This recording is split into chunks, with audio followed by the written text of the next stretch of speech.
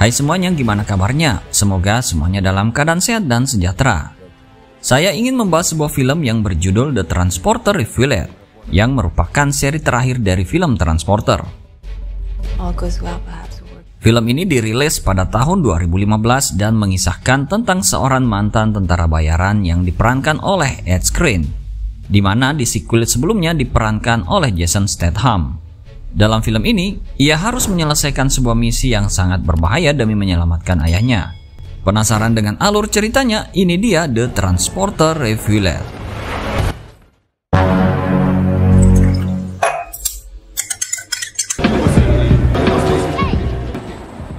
Pada suatu malam tahun 1995, di sebuah lokasi di kota Rivera, Prancis, sekelompok PSK sedang berjalan-jalan mencari pelanggan di bawah pengawasan mucikari kulit hitam mereka. Tiba-tiba 3 mobil van tiba dan seorang pria Rusia bernama Arkady Karasov turun dari mobil. Sang mucikari memerintahkan para PSK-nya untuk tetap fokus bekerja. Kemudian, Karasov menyatakan bahwa ia juga sedang bekerja dan langsung menembakkan senapan serbunya. Dia bersama rekannya, Yuri dan Leo Imasova, menembaki para pengawal di sekitar wilayah tersebut sehingga para PSK melarikan diri dari tempat itu. Karasov melihat satu orang yang selamat dan membiarkannya hidup untuk memperingatkan bosnya bahwa wilayah tersebut sekarang menjadi milik mereka. Salah satu kupu-kupu malam bernama Anna tampak terguncang setelah menyaksikan peristiwa yang terjadi. Sementara itu, Arkady Karasov memperhatikan Maisa, seorang kupu-kupu Prancis yang masih berdiri di tempat di mana bosnya baru saja dibunuh. Karasov mengajukan tawaran kepada Maisa untuk bekerja padanya, dan Maisa dengan cepat menyetujuinya. Terpesona oleh kesetiaan dan loyalitas Maisa kepada bosnya, Karasov menawarkan untuk membawanya. Ini menyiratkan bahwa Maisa akan menjadi wanita simpanan. Setelah Maisa masuk ke dalam mobil, Karasov berteriak memerintahkan yang lain untuk melanjutkan pekerjaan mereka. Sementara itu, Anna berdiri di pinggir jalan menangis ketakutan. Setelah 15 tahun berlalu, Anna ditemukan sedang menelpon seseorang di sebuah restoran mewah, di mana ia mengkonfirmasi bahwa rencananya sedang berjalan. Scene berikutnya menampilkan sebuah mobil Audi hitam di area parkir. Terlihat 6 preman lokal mendekati mobil tersebut dengan niat untuk mencurinya. Namun tiba-tiba kedua pintu depan mobil tersebut terbuka secara otomatis.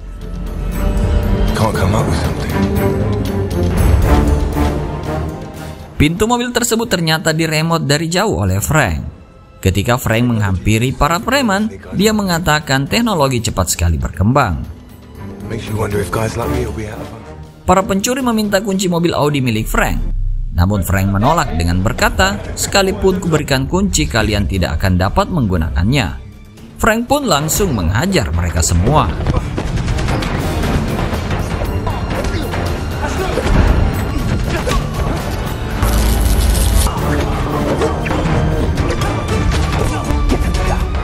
That's not a very good plan. Now all we're gonna do is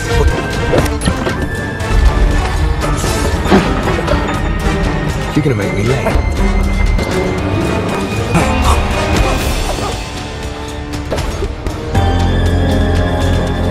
I told you that wasn't a good plan.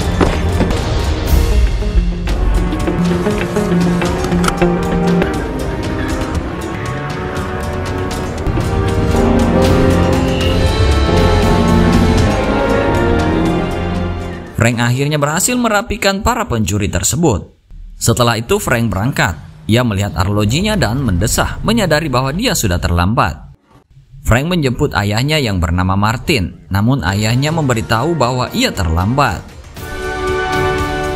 Meskipun Frank berpendapat bahwa ia hanya terlambat selama 30 detik, ayahnya menyatakan bahwa terlambat tetap terlambat dan itu terlepas dari waktu.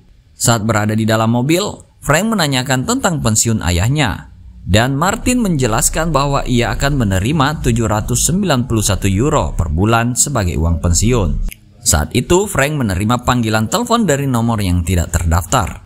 Ayahnya menanyakan apakah ia akan menjawabnya. Namun Frank menolak dengan menggelengkan kepala sambil berkata, "Saya tidak menggunakan telepon selama mengemudi."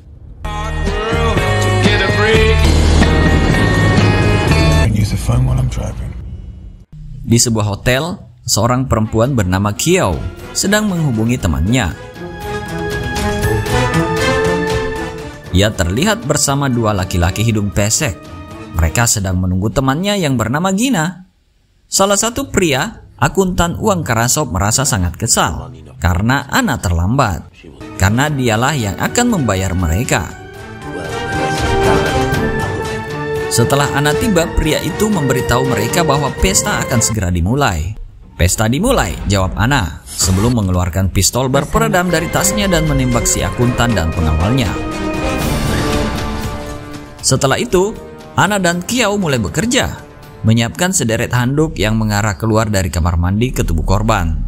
Anna kemudian menambahkan tubuh PSK yang sudah mati akibat overdosis untuk memalsukan kematian Kiao, memastikan untuk menambahkan kalung Karasov ke tubuh si mayat. Mereka menggunakan cairan yang lebih ringan dan pengering dalam air yang mengalir untuk menciptakan kebakaran dan membakar ketiga mayat tersebut hingga tidak dapat dikenali.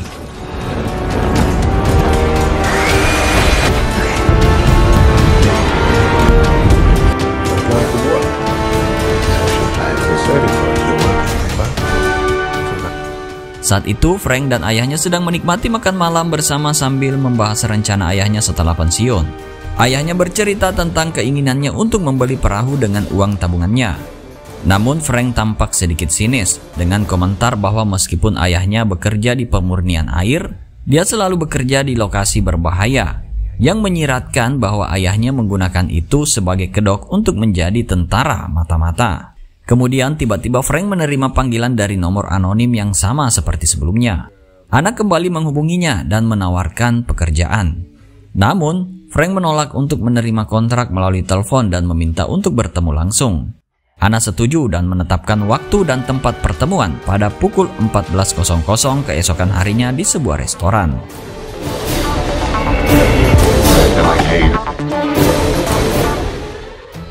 Sementara itu, Karasov sedang berada di atas kapal pesiarnya yang mewah, dikelilingi oleh sekelompok wanita dan dua rekan bisnisnya, Yuri dan Imasova. Maisa, pacar dan wanita simpanan Karasov yang setia, juga masih berada di sana. Sebenarnya, Maisa adalah perempuan yang dibawa Karasov ketika terjadi penembakan di klub 15 tahun yang lalu. Tiba-tiba Maisa mendapat telepon dari seseorang yang mengabarkan tentang kecelakaan. Ia langsung menyerahkan telepon tersebut kepada Karasov, yang kemudian pergi dengan cepat meninggalkan ruangan tersebut. Singkat cerita, seorang inspektur polisi bernama Bektoy bertemu dengan Karasov dan Maisa di ruang jenazah. Terdapat 3 mayat yang terbakar habis di sana, dan Bektoy menunjukkan mayat-mayat tersebut ke Karasov karena 2 dari mereka adalah anak buah Karasov, dan 1 wanita di antaranya telah diidentifikasi sebagai salah satu PSK milik Karasov. Hal ini disebabkan karena semua PSK Karasov selalu memakai kalung yang sama. Karasov bersikeras bahwa dia adalah pengusaha yang legal, tetapi Bektoy membalas bahwa dia tidak menuduhnya apapun. Dan bukan rahasia lagi bahwa banyak aparat yang telah menikmati kebersamaan dengan PSK-nya.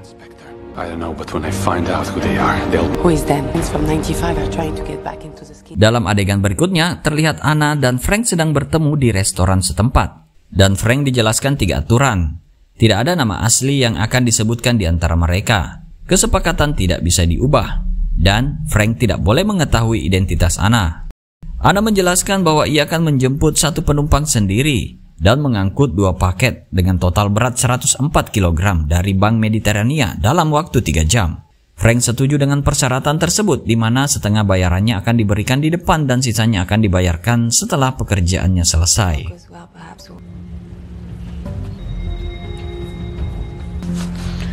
Good. I'm good at following the rules. Martin, ayahnya Frank, sedang memilih sebotol anggur mahal di sebuah toko. Sementara Frank berada di bengkel setempat untuk memperbaiki mobilnya. Frank kemudian menelpon ayahnya untuk memberitahu bahwa dia tidak bisa makan malam bersama karena ada urusan yang harus diselesaikan. Martin melihat seorang wanita cantik sedang berusaha mengganti ban mobilnya yang kempes, lalu memberitahu putranya bahwa dia harus mencari teman makan malam lainnya malam nanti. Frank menyetujui dan menutup teleponnya.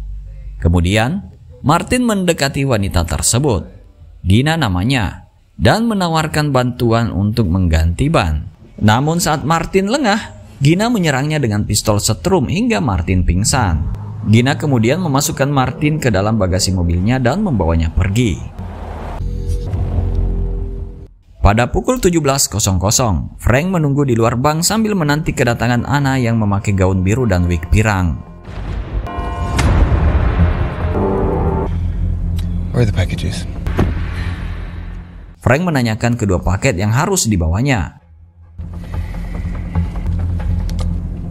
They're coming. Namun Anna mengatakan bahwa paket-paket tersebut akan tiba sebentar lagi. Saat Frank melakukan hitungan mundur, dua wanita lain muncul dengan penampilan yang mirip dengan Anna. Mereka adalah Maria, seorang wanita Slavia, dan Kiao. Frank merasa curiga dan menanyakan apa yang terjadi. Anna menjelaskan bahwa kedua wanita itu adalah paket yang dimaksud dan beratnya sama dengan yang telah dijanjikan sebelumnya. Namun, Frank merasa bahwa Anna telah mengubah kesepakatan mereka. Tiba-tiba Maria mengeluarkan pistol dan mengancam Frank. Namun Frank tetap tenang dan mengatakan bahwa dia telah beberapa kali mengalami hal yang sama. Okay, we don't have time. There's a cop. Anna.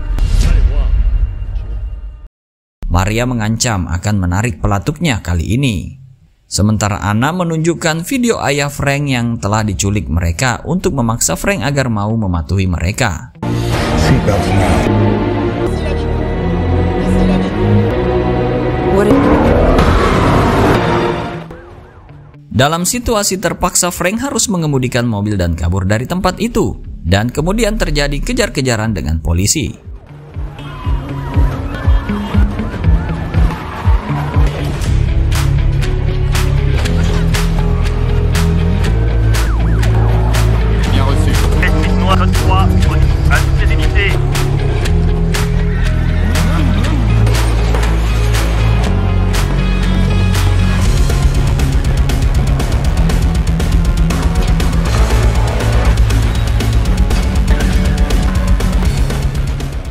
Dibawa oleh Frank, ketiganya kemudian sampai di sebuah garasi parkir untuk mengganti mobil.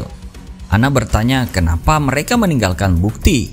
Tetapi Frank mengatakan tidak dan menekan tombol, meledakkan mobil dan setiap jejak mereka di dalamnya.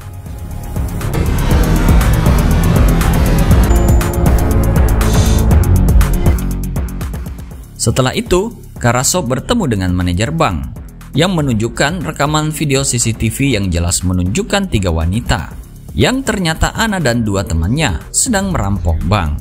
Ternyata mereka hanya membobol berangkas akuntan Karasov yang berisi permata, sejumlah uang, dan sebuah buku besar hitam kecil. Mereka memakai pakaian yang sama sehingga sulit dikenali. Setelah kejadian, Karasov dituduh terlibat lagi karena kalung Karasov ditemukan dipakai oleh 3 perempuan yang melakukan perampokan tersebut. Karasov bersumpah untuk mencari tahu siapa yang bertanggung jawab atas peristiwa ini. Sementara Maisa berencana untuk melakukan inventarisasi pada para gadis mereka dan mengecek apakah ada yang hilang. Karena bisa jadi pelaku adalah orang dalam. Setelah Frank mengantar ketiga wanita itu kembali ke rumah persembunyian mereka, dia menemukan ayahnya di borgol dan minum bir dengan tenang.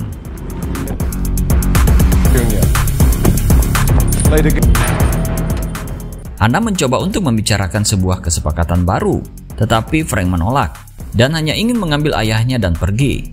Namun, Anna memberitahunya bahwa ayahnya telah diracuni dan hanya mereka yang memiliki penawarnya. Jika Frank membunuh mereka, ayahnya juga akan mati.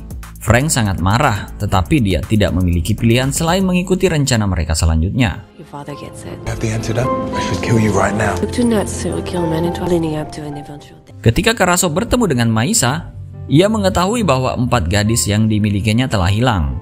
Karasov yakin salah satu dari mereka tewas dalam kebakaran hotel, dan ia menduga 3 gadis lainnya terlibat dalam kejadian ini. Saat Frank kembali ke rumah persembunyian, ia memperhatikan kalung Anna dan mengenalinya. Ia dengan cepat menyadari bahwa rencana Anna dan teman-temannya tidak hanya tentang uang, melainkan juga tentang balas dendam pribadi terhadap Karasov yang mereka anggap bertanggung jawab atas kehancuran hidup mereka. What are we doing here? Setelah itu, Frank mengantar Anna ke rumah sakit dan bertanya alasan mereka ada di sana. Anna kemudian menanyakan apakah Frank pernah berperan sebagai dokter. Dengan menggunakan jaket putih yang dicuri, Frank berpura-pura menjadi dokter dan menempatkan Anna di kursi roda sebagai pasien. Be operating on a US citizen and we're supply, please. Yeah, I'm not sure how I feel about it. Dia kemudian menelpon kantor dan menyamar sebagai Dr. Smith, meminta beberapa tabung gas atau obat bius yang dibutuhkan untuk operasi. Setelah itu mereka pergi ke lokasi lain. down. Meridian? I can tell it's Miranda.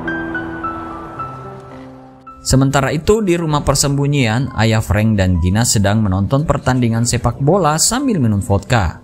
Mereka membicarakan tentang negara asal mereka, dan Martin membuat kesan pada Gina dengan pengetahuannya tentang negara tersebut.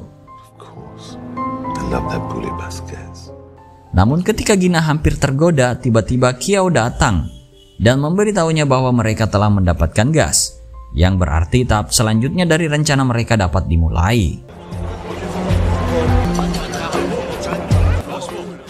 Maria membayar beberapa orang untuk membantunya dalam aksinya. Kemudian dia pergi ke bar di hotel dan mendekati kapten pilot pesawat pribadi Yuri. Yuri sendiri diketahui sebagai teman atau rekan dari Karasov. Yuri sedang berada di dalam pesawat, tempat tinggalnya sepanjang waktu. Meskipun Yuri ingin terbang, ia tidak memiliki izin untuk melakukannya jika pilotnya tak ada.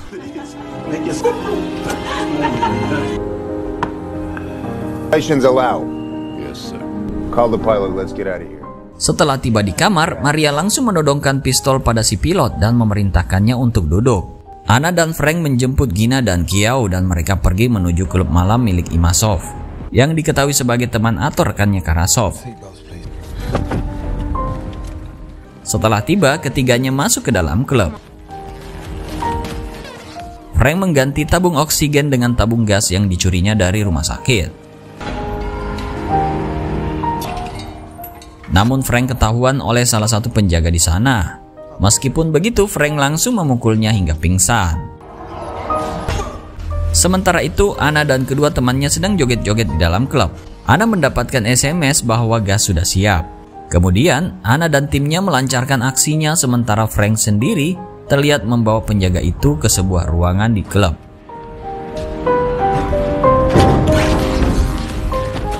Di dalam ruangan itu, Frank menemukan 3 orang yang sedang bermain kartu dan terjadilah perkelahian.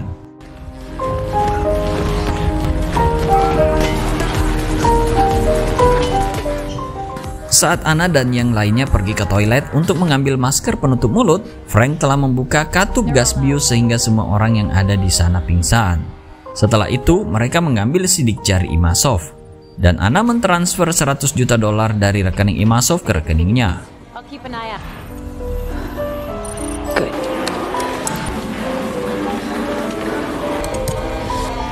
Right, let's try. You're gonna find out. The transfer code works. I'm in. Frank berhasil mengalahkan semua penjaga di tempat tersebut. Lalu Anna dan yang lainnya keluar terburu-buru ke parkiran. Namun pintu mobil mereka masih terkunci karena Frank belum kembali. Anna menelpon Frank dan ketika ia tiba di parkiran, para penjaga lain juga datang. Meskipun begitu, Frank turun dari mobil untuk kembali baku hantam.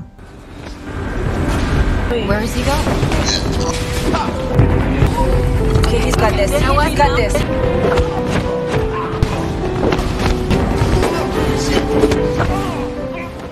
Frank berhasil mengalahkan mereka. Setelah itu, Frank kembali masuk ke dalam mobil dan pergi dari sana. Setelah mendapatkan info kalau pilotnya sudah datang, Yuri sahabatnya Karasov mengetahui bahwa ia akhirnya bisa lepas landas dengan pesawatnya.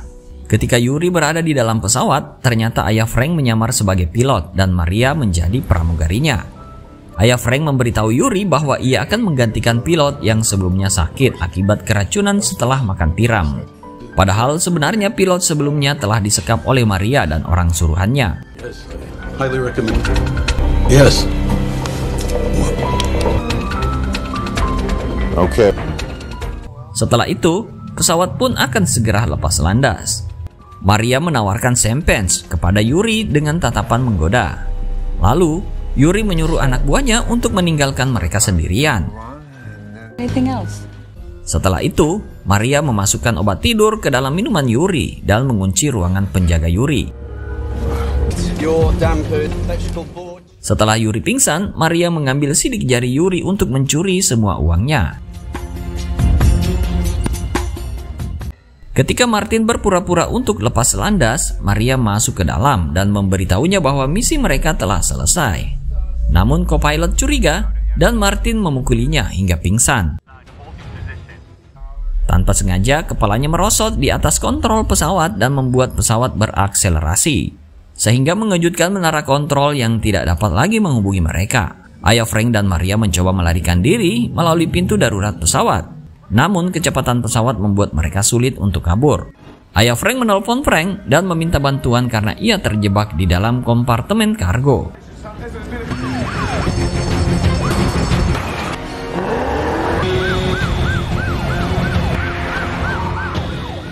Saat polisi tiba dan penjaga Yuri berhasil membuka pintu yang terkunci, Frank mengemudikan mobil dengan cepat dan menghitung waktu dengan ayahnya agar mereka bisa melompat saat mobil bergerak. Saat mereka akan melompat dalam 5 hitungan, Maria ditembak oleh penjaga Yuri dan Martin terpaksa membalas tembakan. Mereka berhasil melompat ke dalam mobil dengan selamat dan berhasil kabur dengan 2 mobil polisi mengejar mereka. Saat Yuri sadar, ia berhasil menghentikan pesawat sebelum meninggalkan landasan. Di dalam mobil, Frank mencari cara untuk melarikan diri dan melihat sebuah tanjakan yang mengarah ke terowongan yang bisa mengantarkannya langsung ke terminal. Dengan sempurna mengatur waktu lompatan, Frank mengemudikan mobil ke tanjakan, kembali ke terowongan penumpang, memacu mobil melalui terminal dan berhasil lolos dari kejaran polisi. Sementara itu, Karasov dan Maisa sedang melihat foto militer jadul ketika Karasov menerima pesan teks dari Imasova yang mengatakan bahwa dia telah dirampok. Karasov juga melihat foto Frank dan menyadari bahwa mereka dulunya bertugas bersama. Ayah Frank memberikan pertolongan pertama kepada Maria di rumah persembunyian. Meskipun awalnya Frank menolak membantunya karena tidak ada dalam kesepakatan. Namun Anna memberitahu bahwa ayahnya tidak meminum racun, itu hanya air biasa, dan berharap Frank mau membantunya.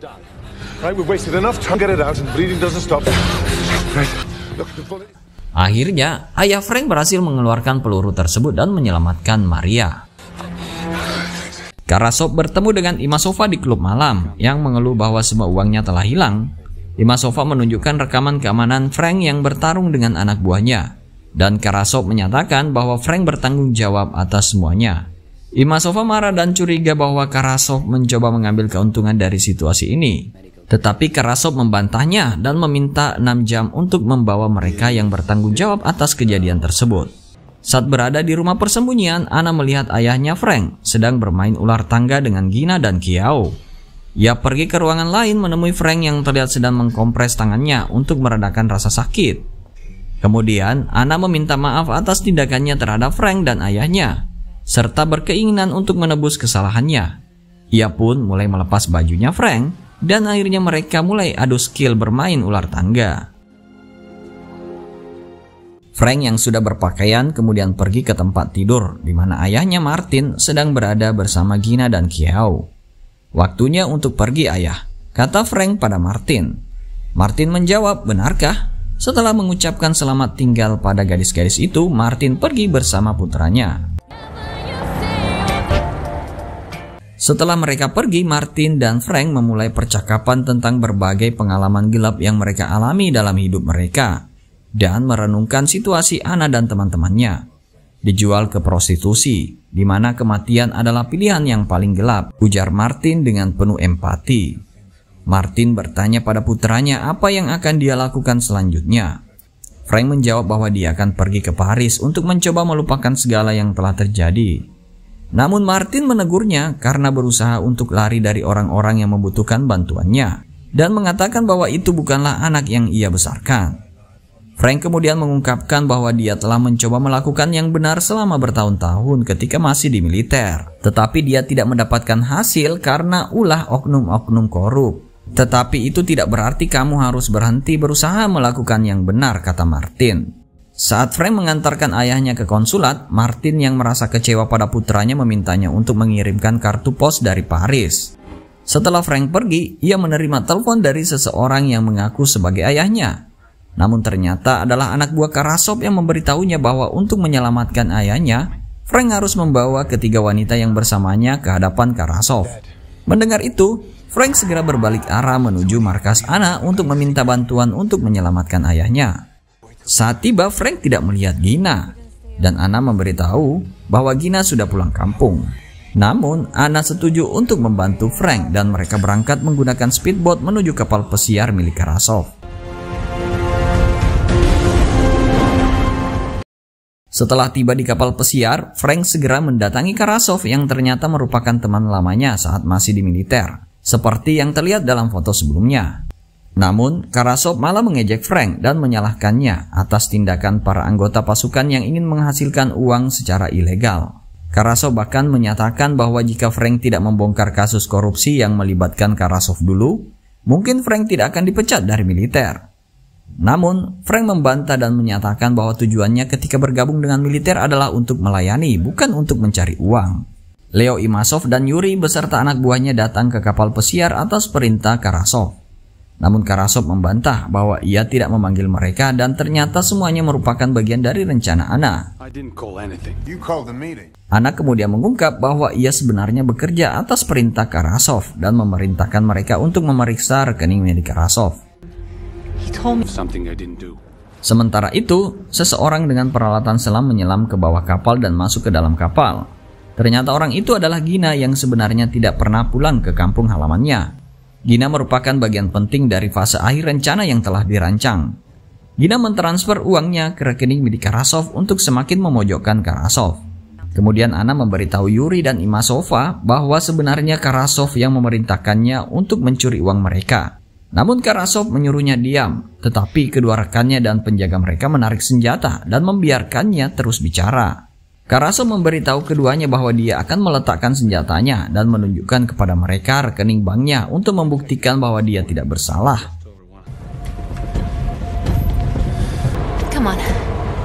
Come on, baby. That's a fair start. By yourself. I'll try there. Pada saat ia login, Gina menggantikannya dan mentransfer 200 juta yang sebelumnya mereka curi ke akun Karasov. 120 million.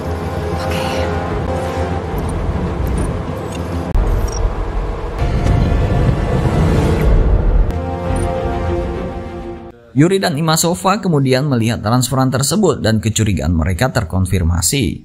Saat situasi mencapai puncaknya, baku tembak besar terjadi.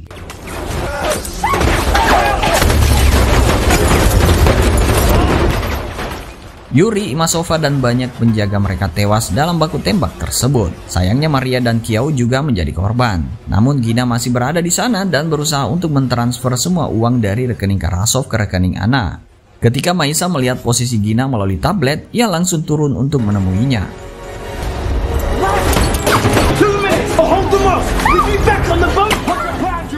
Frank, ayahnya, dan Anna merencanakan cara untuk keluar dari sana. Karena tidak memiliki senjata, Frank terpaksa menggunakan alat pemadam api untuk membutakan orang-orang bersenjata yang tersisa, sehingga akhirnya mereka berhasil keluar dari ruangan tersebut.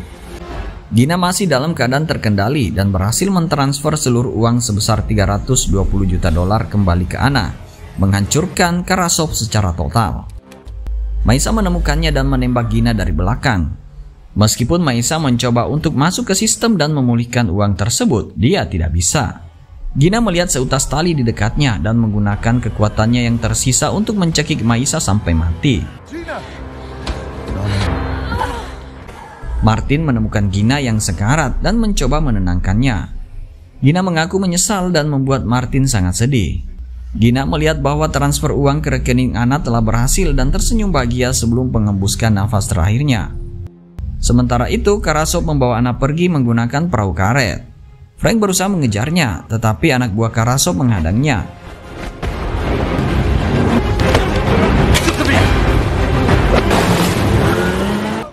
Karasov tiba lebih dulu di tepi pantai dan melanjutkan perjalanannya dengan mobilnya.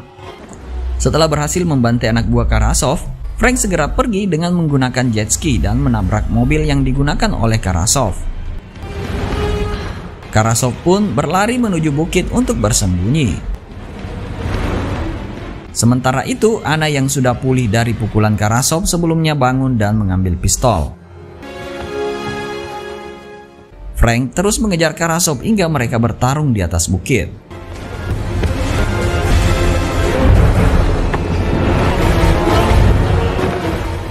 Karasov mencoba untuk menyerang Frank dengan pisau, tetapi hanya melukai tangannya.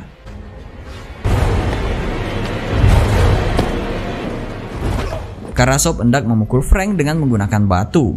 Namun Anna dengan cepat menembak Karasov 4 kali di dada hingga dia terjatuh dari tebing dan tewas. I can't stop until I get all the way out.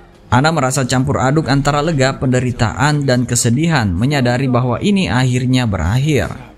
Dia menangis dan berteriak sambil menunjukkan pistol ke arah Frank. Anna sangat sedih karena 3 temannya tewas dalam upaya balas dendamnya.